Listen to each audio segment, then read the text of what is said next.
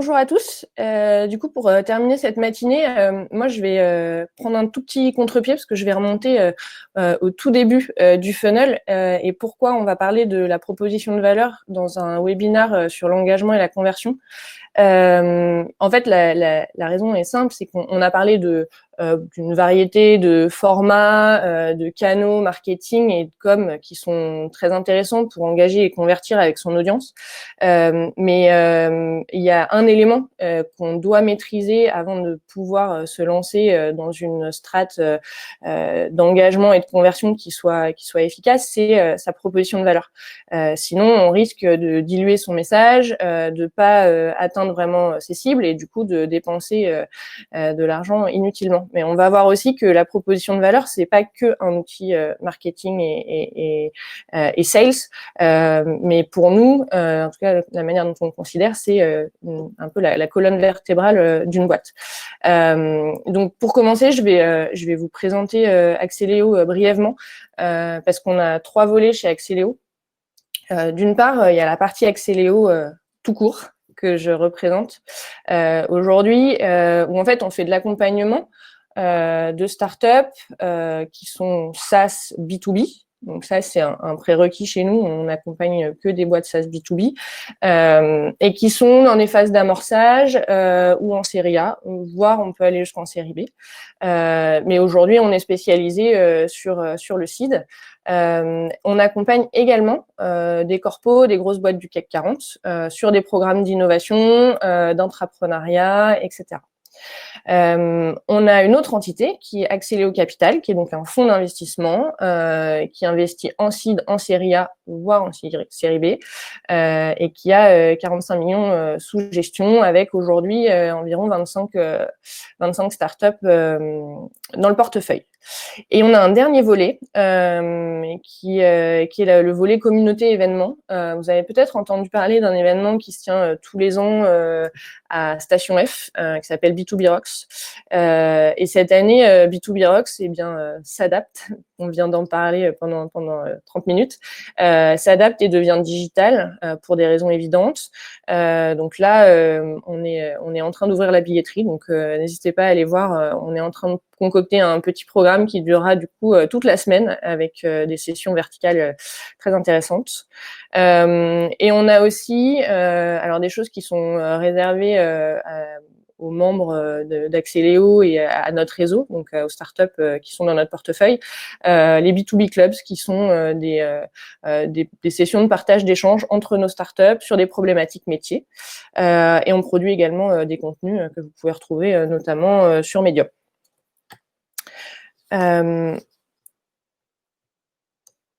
Donc, on va rentrer dans le vif du sujet, définir sa proposition de valeur, pourquoi, quoi, comment et après, une fois qu'on a une proposition de valeur, qu'est-ce qu'on en fait et pourquoi je vous en parle moi, c'est parce que c'est quelque chose de fondamental dans notre approche quand on accompagne une startup. On ne peut pas démarrer un accompagnement d'une startup qui est en seed sans travailler la proposition de valeur. Pour certaines, la proposition de valeur est très claire et on va passer assez rapidement. Pour d'autres, c'est plus complexe et on va voir pourquoi. La première chose, pourquoi il faut travailler sa proposition de valeur, c'est que parfois on est face à des boîtes ou à des fondateurs, parce qu'on accompagne nous des fondateurs de startups qui nous disent de toute façon ma proposition de valeur est très claire, je sais très bien expliquer ce que je vends et je connais bien mes clients, etc. Oui, mais attention, parce qu'il y a ce phénomène du heroic selling où c'est le CEO ou le fondateur, ou en tout cas un des membres fondateurs de la boîte qui va prendre le bâton de pèlerin et qui va aller vendre. Sauf que il va être dans une dynamique où bien sûr il veut scaler son business et il a besoin que sa proposition de valeur, un, elle se fasse challenger et deux, elle puisse être diffusée et scaler auprès de toute l'organisation. Ensuite, pourquoi, et alors là c'est peut-être à quel moment le faire, il y a certains moments de vie qui sont particulièrement intéressants pour travailler, voire retravailler sa proposition de valeur. Alors attention, je suis pas en train de dire que tous les quarters, il faut remettre en question sa proposition de valeur et la retravailler. Pas du tout. Je dis simplement qu'il y a des moments qui s'y prêtent, et ça peut être, par exemple, quand on est en seed et qu'on va lever pour une série A ou une série B. À ce moment-là, on peut se poser, notamment aussi pour convaincre ses investisseurs et reformaliser sa proposition de valeur. C'est quand on va opérer un pivot dans le business, ou quand on est à un stade où effectivement il n'y a qu'une équipe de fondateurs et parfois quelques stagiaires dans l'équipe, et on est en train de recruter et notamment de staffer son équipe de management. À ce moment-là, ça peut être un très bon exercice aussi pour aligner tout le monde et onboarder l'équipe de management et mener cet exercice ensemble. Ça va permettre aussi de structurer l'offre et le pricing qui est associé. C'est-à-dire que on le disait tout à l'heure, il peut y avoir, souvent, l'histoire d'une boîte, d'une start-up, c'est de faire des pivots. C'est naturel et c'est même recommandé. Donc quand vous allez vous lancer sur le marché et on y va avec une version parfois gratuite, avec quelques fonctionnalités. Ensuite, on va vouloir lancer la version payante et parfois on ajoute aussi, si on est en SaaS, on ajoute une brique un peu conseil. Et ben là, on se retrouve face à des offres qu'on a besoin de repackager et c'est intéressant à ce moment-là de retravailler sa proposition de valeur. Enfin, c'est quelque chose qu'on entend beaucoup quand on dit le mot proposition de valeur. On va nous dire oui, mais c'est que du marketing. Et alors déjà, moi pour avoir un background marketing, je déteste entendre cette phrase parce que c'est comme si ça n'avait pas de valeur. Or, oui, c'est en partie du marketing, ça va servir le marketing, mais pas que, loin de là. Ça va servir les sales qui vont du coup avoir des messages percutants, qui vont pouvoir structurer leur manière d'adresser les prospects avec des messages qui sont adaptés à leur cible. Ça va permettre aux RH de pouvoir vraiment cerner les candidats qui ont bien compris la proposition de valeur et puis aussi souder des équipes et les rassembler autour d'une identité commune. C'est un outil aussi pour l'équipe Customer Success. Ça va structurer la roadmap produit. Enfin, il y a tout un tas de répercussions de la proposition de valeur. Donc c'est pour ça que pour nous, c'est vraiment la colonne vertébrale du business d'une boîte. Et non, ce n'est pas que du marketing, même si là, ce qu'on est en train de se dire, c'est qu'une fois qu'on a une proposition de valeur qui est claire, oui, c'est un super moyen d'accélérer sa strate marketing et commerciale, d'acquisition de clients, de conversion, de création de contenu, et ça va vraiment mettre de l'huile dans les rouages. Donc concrètement, qu'est-ce que c'est qu'une proposition de valeur? En quoi ça consiste? Donc ce qu'il faut garder en tête, c'est vendre le problème avant la solution. Souvent, quand nous, on discute avec des boîtes qui vont soit être financées côté accès au capital ou qui sont pas forcément à ce stade-là ou qui ont déjà un financement mais qui veulent bénéficier de notre programme d'accélération, quand on va leur demander de se présenter, de présenter leur business, on va nous parler du produit. Et c'est très naturel parce qu'encore une fois, on est sur un contexte où on a mis du cœur, on a investi dans la création d'un produit techno. Donc, voilà, quand on présente son business, on en liste des fonctionnalités.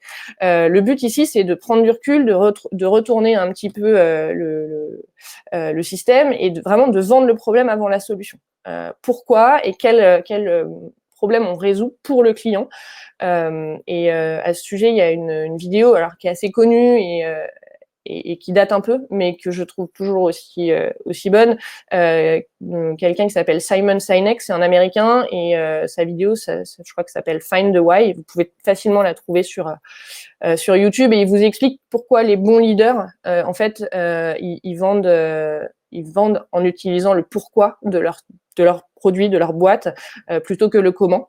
Alors bon, il l'applique à du B2C avec l'exemple. forcément d'Apple, mais en vrai, ça s'applique à tous les secteurs, donc c'est très intéressant. Et puis, il y a un autre article que je vous recommande, qui est sur Medium, qui s'appelle « How to sell the problem before the solution », et qui est dans la même veine. La proposition de valeur, qu'est-ce que c'est? Déjà, c'est un triptyque entre qu'est-ce qui constitue votre offre, quels sont les bénéfices que votre offre va apporter à vos clients, et qu'est-ce qui différencie cette offre de vos concurrents. Tout ça, donc ça, c'est très centré sur vous et sur le produit et sur vos clients.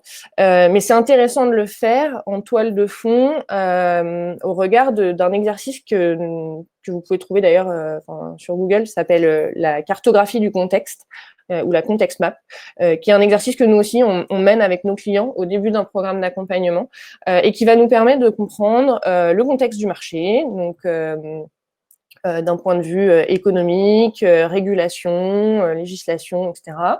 La situation concurrentielle, est-ce qu'il y a des pressions concurrentielles spécifiques qu'il faut prendre en compte, et les besoins du client.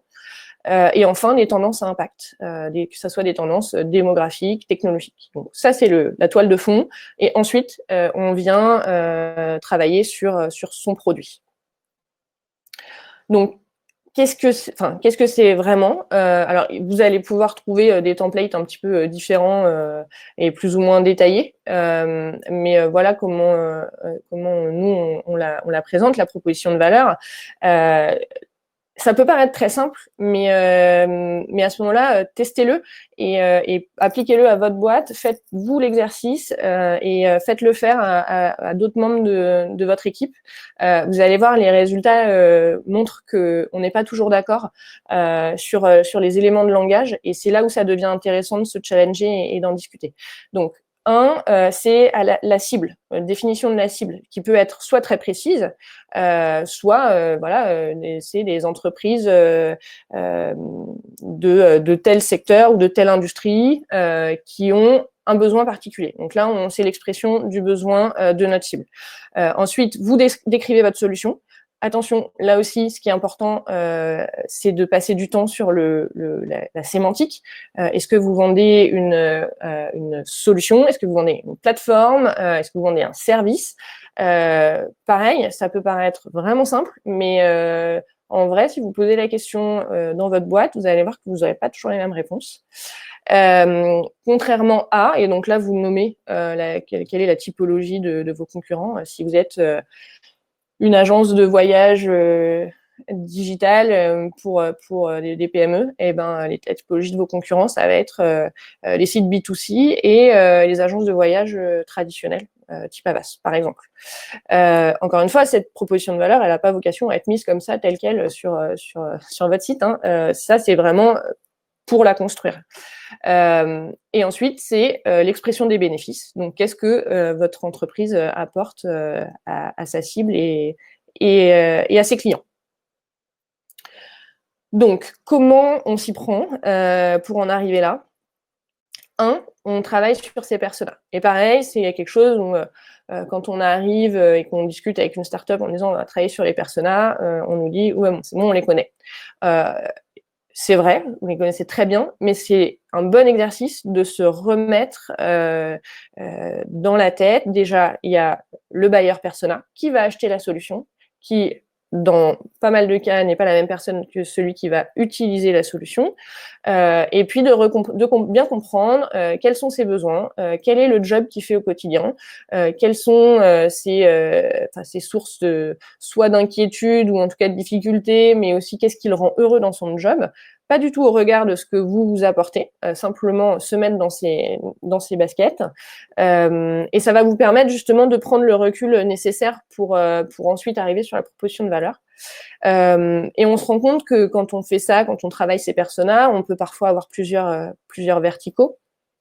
On on va arriver sur une problématique de segmentation des cibles, parce que vous allez devoir prioriser et quantifier quelles sont les cibles, quels sont les segments qui sont les plus intéressants pour votre business, surtout si vous avez un métier qui fait que votre cible est plutôt large. C'est vraiment important de prioriser, de segmenter et de prioriser pour pas diluer vos efforts. Donc là, nous, on fait, par exemple, avec certaines de nos boîtes, on construit des matrices de priorisation pour les aider à scorer, en fait, et assez facilement à arriver sur une segmentation qui a du sens. Ensuite, vous allez lister les capacités de votre produit. Et là, on peut être tenté de dire on a trois features, trois grosses capacités. Généralement, c'est pas le cas. Parce que surtout quand on fait du SaaS, il y a un UX, il y a un back-office, il y a une gestion du workflow, de la communication, il y a des notifications, il y a peut-être un workflow email, et tout ça, il va falloir les lister. Donc, vous allez construire des modules, en tout cas tout regrouper sous des modules et lister les features. En face de chaque feature, on va lister les bénéfices de ces features. Ensuite, on connecte les deux exercices précédents.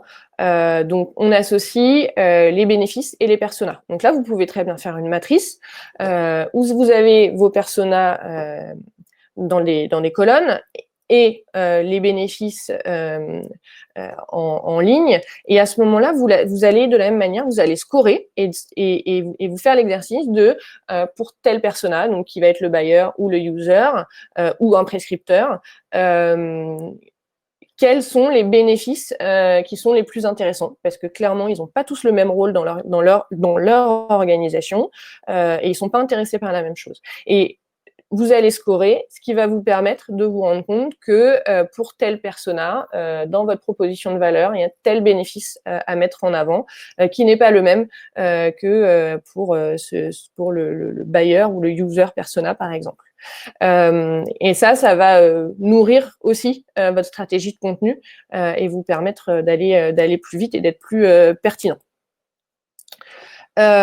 Clairement, on va pas se mentir, faire une proposition de valeur, c'est pas quelque chose qu'on peut faire si on veut le faire bien. C'est un exercice de fond, donc il faut prendre le temps de le faire. On peut pas le faire juste comme ça en quelques heures sur un coin de table, notamment parce que on a besoin de dormir dessus, on a besoin de prendre du recul, d'y revenir. Et donc, ce qu'il faut savoir, c'est que quand on se lance là-dedans, il faut être prêt à y consacrer du temps. Se mettre quand même, bien sûr, un cadre de temps, parce que vous avez, si vous vous lancez dans ce process-là, c'est que potentiellement, il y a quand même une échéance. Mais sachez que vous allez devoir y passer du temps. Nous, ce qu'on observe, c'est que une proposition de valeur, elle prend tout son sens quand on fait contribuer. Donc, c'est pas un exercice qui est simple à faire et qui sera aussi pertinent si vous le faites seul. Donc, faites contribuer vos équipes, vos business angels, peu importe, mais n'y allez pas seul. Ça vous permettra de challenger et parfois, clairement, d'avoir des débats sur un mot, sur de la sémantique, mais c'est pas grave, ça fait partie de l'exercice. Donc, il faut accepter de la remise en question. Quand on fait contribuer, c'est aussi ça. Donc, on va itérer, on va tester, on va reformuler, on va tester 2 versions, et puis surtout, trouver des clients ou des prospects amis, ou en tout cas bienveillants, sans complaisance, qui vont pouvoir vous faire un retour sur votre proposition de valeur et sur les wordings. C'est vraiment important de pouvoir aller le tester avant de se l'approprier. Et enfin, il faut le décliner, c'est-à-dire qu'une fois qu'on a ce template de proposition de valeur, c'est comment on le décline, comment on l'utilise sur tous les outils, sur tous les canaux, marketing, commerciaux, RH, etc. Ce serait trop dommage d'avoir mené tout cet exercice pour finalement après le laisser dormir dans un coin ou sur un Notion ou autre intranet que vous pouvez avoir. Donc une fois qu'on l'a, qu'est-ce qu'on fait? On partage avec ses équipes. Là, on l'a vu avec certaines des boîtes qu'on accompagne et avec qui on a mené ce process, parce qu'il y avait des pivots de positionnement, donc on a travaillé la proposition de valeur. On a certaines de nos boîtes qui ont pris le temps justement de faire des moments d'équipe, en remote. Mais c'était important de rassembler tout le monde, de se redonner une vision commune, une direction commune, et surtout de s'assurer que elle est comprise par tout le monde. Pas que par le head of sales ou le head of marketing, que tout le monde, peu importe la place dans l'organigramme, comprenne bien, pourquoi on a retravaillé cette proposition de valeur, travaillé ou retravaillé, et comprennent bien tout ce qu'il y a derrière. Et franchement, ça peut même être après un bon prétexte. Encore une fois, c'est des choses qu'on est en train de mener en ce moment, pour mettre à contribution les équipes sur d'autres éléments de votre positionnement, par exemple la mission et la vision ou les valeurs de l'entreprise. Donc ensuite, vous allez pouvoir engager. Là, ce qu'on vous recommande, c'est évidemment de construire un calendrier éditorial. Je pense que c'est pas l'équipe de You Love Words qui dira le contraire. Et donc là, c'est suite à cette proposition de valeur, utiliser les personas pour mettre en face les messages que vous allez pouvoir décliner. Donc pareil, là, on peut faire des matrices. Voilà, désolée, j'aurais parlé beaucoup de matrices. Mais pour chaque segment, quels sont les messages clés, quels sont les mots-clés. Et ensuite, vous allez voir que ça va vraiment vous permettre d'accélérer la production et le reach que vous allez pouvoir générer auprès de vos cibles. Et enfin, une fois que, a priori, vous avez délivré le bon message à la bonne personne, vous allez pouvoir convertir, sachant que la proposition de valeur, elle s'arrête pas que sur le haut du funnel, mais il faut continuer à l'entretenir et à le garder comme vraiment, une North Star, comme disent les Américains, et que ça, voilà, à chaque moment du pipe ou du funnel de votre prospect et puis de votre client. Quand il arrive dans la phase de nurturing où il est en échange avec le customer success, c'est très important que on reste sur les rails de cette proposition de valeur. Voilà, j'espère que vous y voyez plus clair sur la proposition de valeur, sur comment mener cet exercice. Il y a pas mal de littérature sur le sujet. Donc là, je vais vous remettre le lien vers l'article dont je vous parlais au début de la session, parce que je trouve qu'il est vraiment bien fait. Et vous allez voir, alors nous, je vous ai partagé notre template de la proposition de valeur, mais il en existe d'autres et des plus détaillés. Donc voilà, bon démarrage de processus si vous le lancez en tout cas. Et n'hésitez pas si vous avez des questions. Merci Marie, c'était top. Effectivement, on a une question de Christelle qui demande, donc qui dit qu'elle a identifié 2 personas minimum, les acteurs décisionnaires, buyer persona et les utilisateurs. Est-ce qu'elle doit cibler les 2 personas dans ses communications ou seulement le buyer persona? Alors, ça dépendra du canal qu'on utilise. Alors, évidemment, le buyer, il est hyper important et c'est peut-être le persona prioritaire. Mais il y a certainement des choses il faut travailler le user, c'est clair. Plus tard dans le funnel. Mais finalement, c'est peut-être auprès de lui qu'on va pouvoir faire de l'upsell. Donc, il faut travailler, en tout cas, la proposition de valeur pour le user. Elle s'inscrira simplement un peu différemment dans le funnel. Ouais, tout à fait. Ouais. Et puis travailler sa rétention, je pense que c'est effectivement aussi important que travailler ses potentiels acheteurs. Je veux bien, Marie, que tu dises quelques mots aussi sur l'offre que vous allez pouvoir partager à tous les participants, que vous m'avez communiqué sur B2B Rocks. Si tu peux en toucher 2 mots.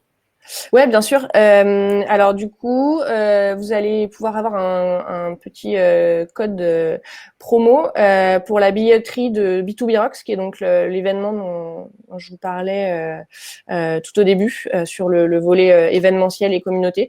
Donc vous le savez, je l'ai expliqué, c'est sur une semaine. Il y aura plusieurs tracks en fonction des métiers. Sachant que c'est vraiment un événement pur B2B SaaS qui est ouvert à tous. Et on a déjà des beaux speakers qui sont là, pour le coup, nos speakers, c'est des gens qui sont passés de start-up à scale-up, voire qui se sont fait racheter. Et donc, nous, on propose aux participants du webinaire d'avoir accès à la billetterie à tarif préférentiel. Donc, on a un code promo qu'on vous… Ouais, c'est ça. On vous le partagera effectivement après la matinée. Vous avez 25% du coup sur B2B Rocks avec le code You Love Words et vous aurez bien sûr le coupon avec toutes les informations. Yes. Super. Merci beaucoup, Marie. Avec plaisir. C'était hyper cool de t'avoir pour terminer cette matinée. Je te souhaite une très bonne après-midi. Et puis, je te dis à bientôt.